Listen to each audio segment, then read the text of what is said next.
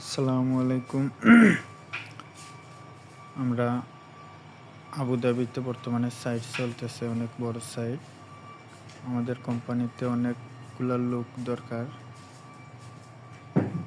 তো যারা আজমানের আশেপাশে আছেন আমাদের লগে যোগাযোগ করার চেষ্টা করেন। কাম না থাকলে আমাদের কোম্পানিতে কাম আছে। আমাদের কোম্পানি আজমান নতুন সানায়া, বর্তমানে আবুধাবি সাইট চলে। সবাই ভিডিওটা একটু বেশি বেশি শেয়ার করেন।